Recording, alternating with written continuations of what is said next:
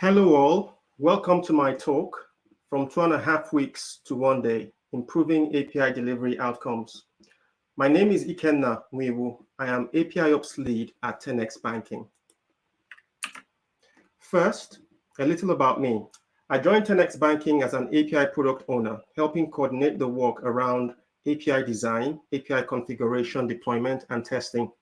And I now work in the role of APIops Lead, helping improve and automate the end-to-end API workflow. My work involves API design review and governance, creating and maintaining API standards, enabling API teams with tools and recommended practices, and facilitating an internal committee of practice, also called an API guild. I am the author of Automating API Delivery, APIops with OpenAPI, which has recently launched on the Manning Early Access Program. And here's a little about the company I work for. 10x Banking is a modern cloud-native core banking platform provider.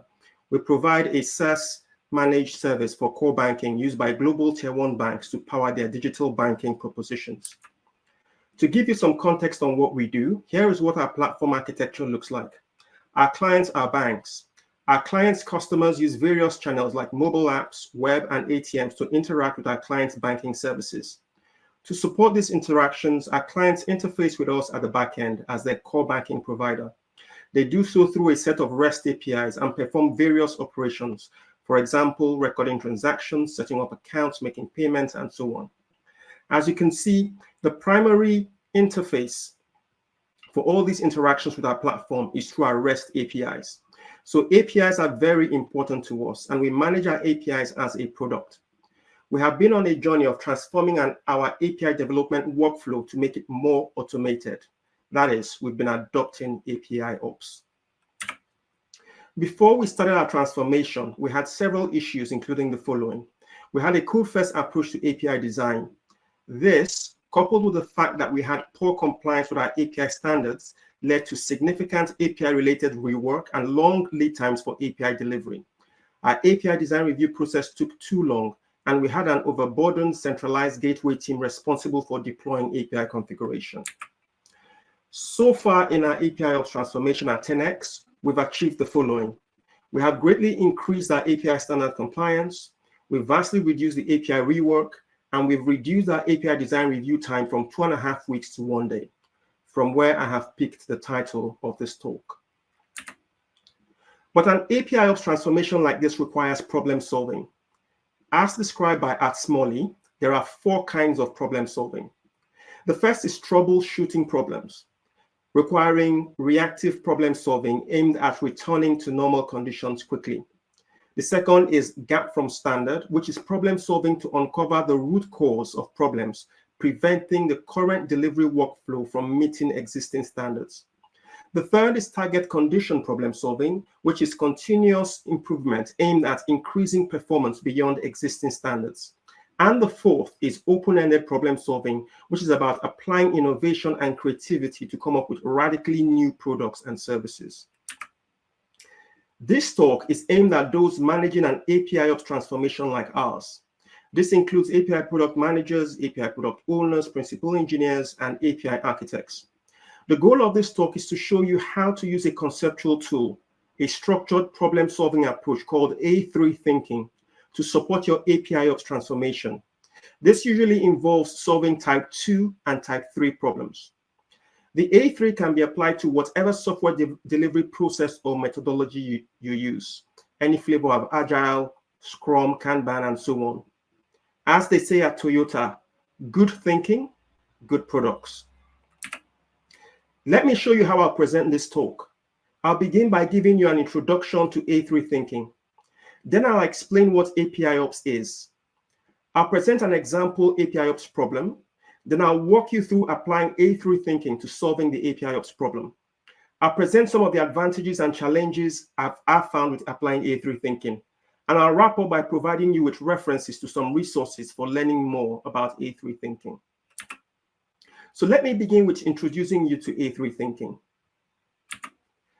A3 thinking is a visual and iterative problem-solving method incorporating a continuous dialogue with colleagues. It's a one-page report based on the Plan, Do, Study, Act cycle, or PDSA cycle. It is a succinct way to tell a story on one page of how a problem is being solved. This is opposed to having a wordy written report spanning several pages or many PowerPoint slides. It is named after the A3 size paper, that is 11.7 by 16.5 inches size paper that Toyota employees use to document and present their problem-solving reports. There are different kinds of A3s, as the report can vary based on its goal and audience, but the one I present in this talk is the most common, the problem-solving A3 report. The variation of it I use has the following sections: a problem owner section showing the owner and the date the report was last updated, a theme section providing the title of the improvement you want to make, a background section providing the business context of the problem and the organizational goals that highlight the importance of the problem, the current conditions and problem statement section describing the problem and how it manifests, the goal statement section specifying the desired outcome, the root cause analysis section illustrating how underlying causes were identified, the countermeasures and target conditions section presenting proposals for corrective actions, the effect confirmation section presenting data to confirm that the applied countermeasures had the desired effect. Follow-up actions describe a plan for standardizing the successful countermeasures and rolling them out widely. Of course, you can use a pencil and an A3 size sheet of paper to create your A3 report, but most people use diagramming software like Lucid, Miro, and so on. Now let me introduce you to APIops. APIops introduces automation into managing API definition and API configuration files in your CI/CD pipeline. It is the end-to-end automation of the API lifecycle using DevOps and GitOps principles to help API providers deliver more value to API consumers. APIops helps you automate API design governance by replacing manual API governance practices with automated checks like API linting and breaking chain checks.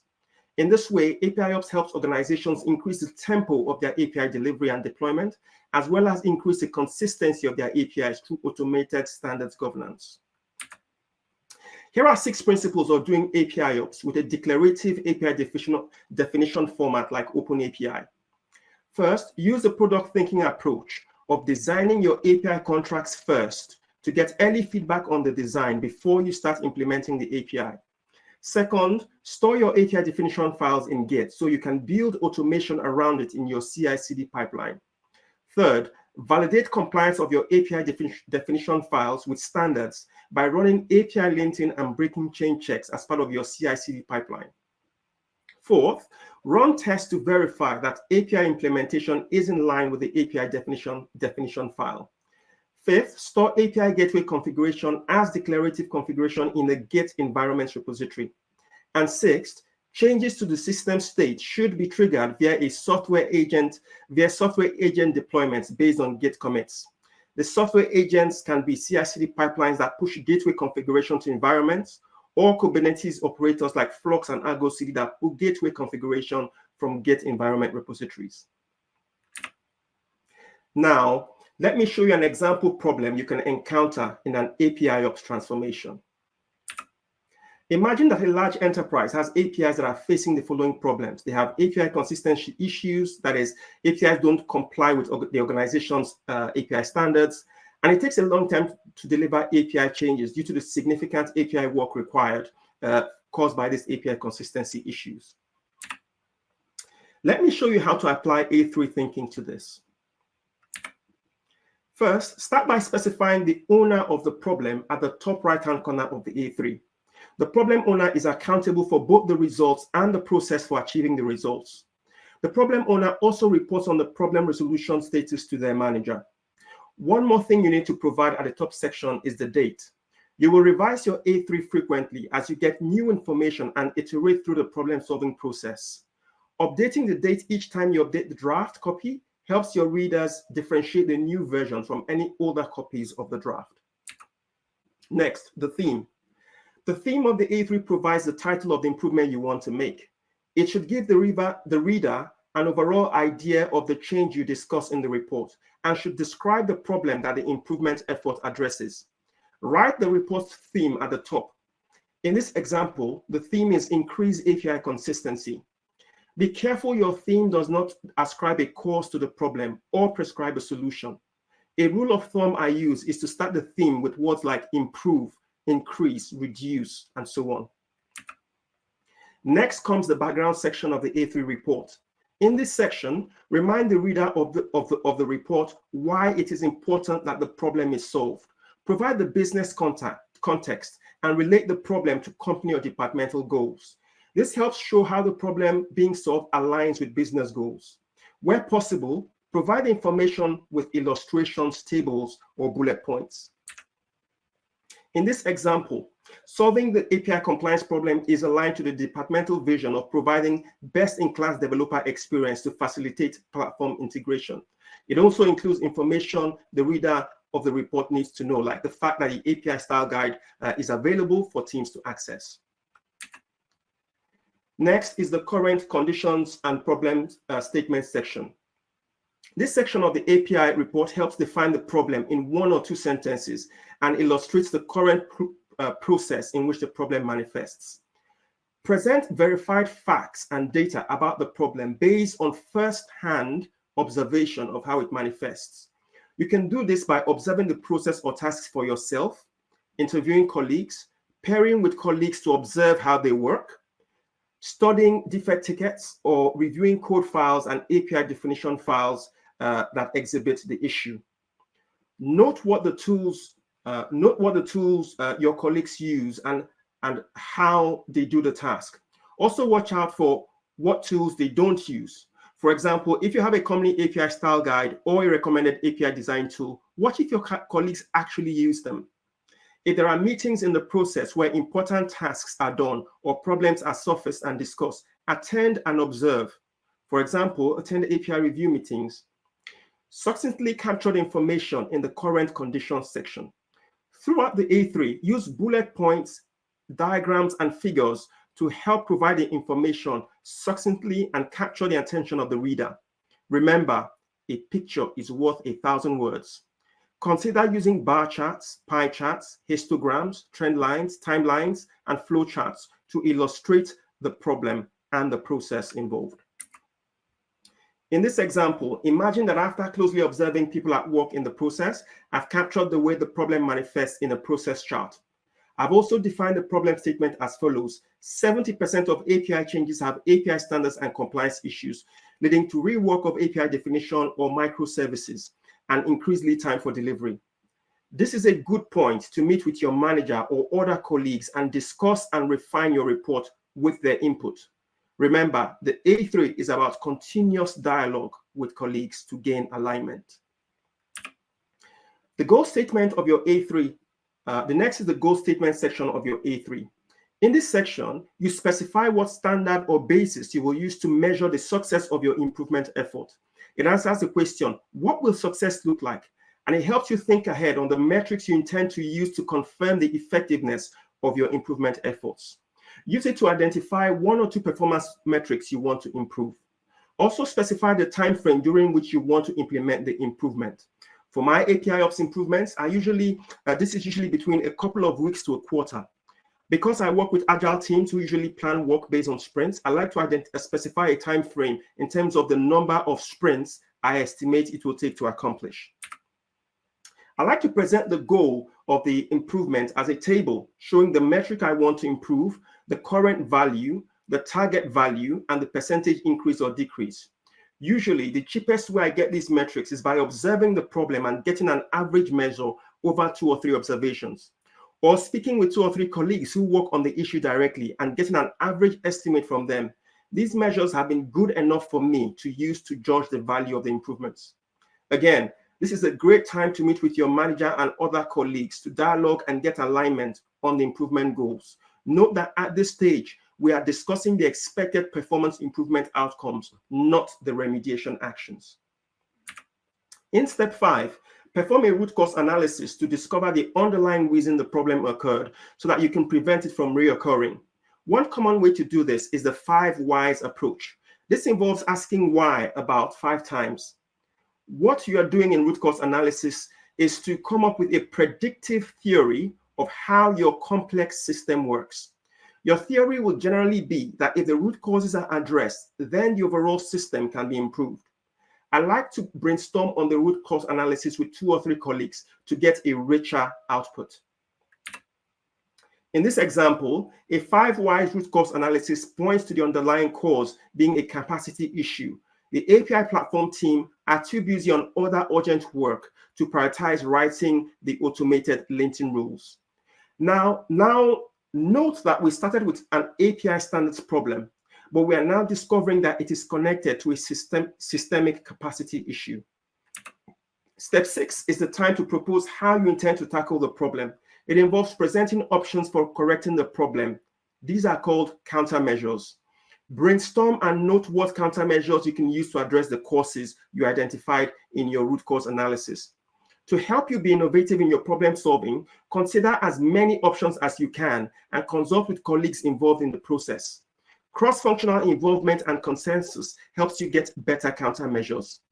Also describe the target condition by creating a future state process map. This target condition helps the reader of your report see at a glance how the improved process will work. In this example, the 2 countermeasures are to get the platform team to plan the automation work and to implement the automated design governance checks. The updated target condition process flow is also drawn up. I aim to implement countermeasures as quickly, as cheaply as possible, and in as small a scope as possible. The aim is to validate that the countermeasures will achieve the intended effect. In section 7, or in step 7, the effect confirmation section of the A3, you need to gather data to verify that the countermeasures applied had the expected effect as defined in the goal statement section. Capture and summarize your key new learnings based on your improvements.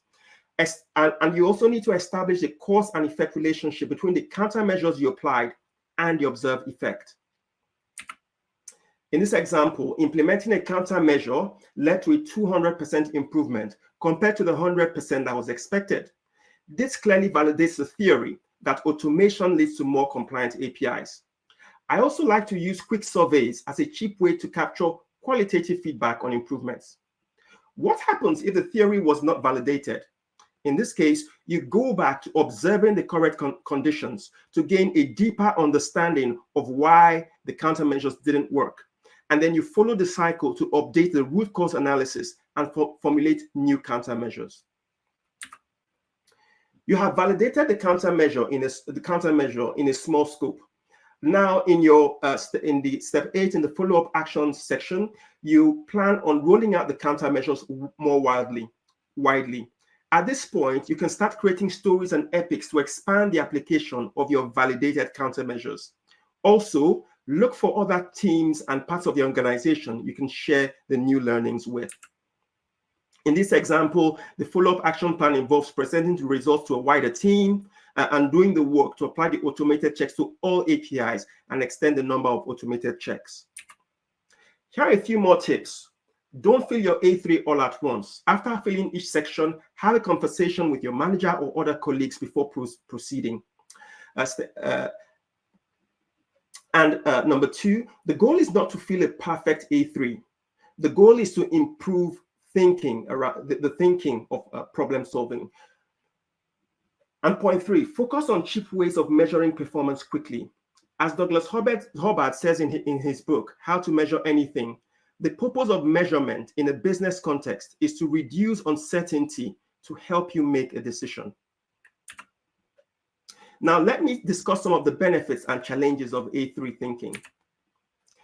The underlying philosophy of the A3 is the plan, do, study, act cycle. It's also called the PDSA cycle or the Deming cycle, proposed by W. Edwards Deming. You can see that the PDSA aligns with a scientific method. You identify a problem, you research and gather data on it, you develop a hypothesis, you test the hypothesis, you interpret the results to see whether they match your theory, and you report on your conclusions. Apart from the logical approach, the observation and data-driven nature of the A3 helps you focus on facts, not opinions. The focus on capturing quantitative data about your process helps you remove any assumptions and misconceptions and be objective in your analysis. It leads to alignment and increased collaboration on solving problems. It also gives your organization a language for systematic problem solving. But there are some challenges with A3s. Preparing them does take time, and they are best suited for type 2 and type 3 problems. Let me summarize and provide you links to more resources on the subject. APIops transformation requires problem solving, and I've said that the A3 is a good conceptual tool to apply to get improved API delivery outcomes. I discuss more about applying A3s to APIops in my book, Automating API Delivery. In the book, I also discuss other techniques like value stream mapping. I also discuss tools and techniques for implementing APIops, covering API linting, breaking chain checks, API design reviews, API conformance testing, API configuration deployment using GitOps, and integrating all this with your CI/CD pipeline. To go even deeper with A3s, I recommend the following. Understanding A3 Thinking by Dowett Sobeck and Art Smalley is a great book. It provides an in-depth treatment of A3s and explains the various kinds of A3s, including proposal A3s and reporting A3s. Managing to Learn by John Shook is a classic text in the area, and it shows how to use A3s as a coaching tool. It is focused, though, on a manufacturing setting. Thank you very much for listening to my talk. Please follow me on LinkedIn and the X platform.